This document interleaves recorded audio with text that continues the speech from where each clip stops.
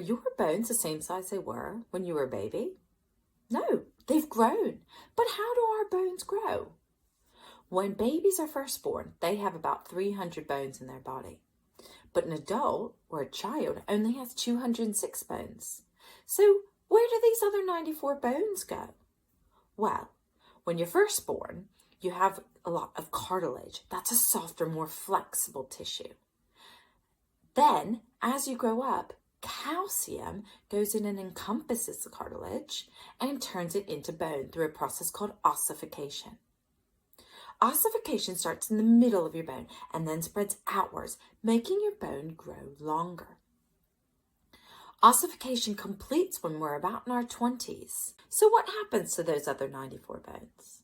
Well, babies are born with cartilage, like we said, and as their bones grow through ossification, some of those bones meet and begin to fuse together.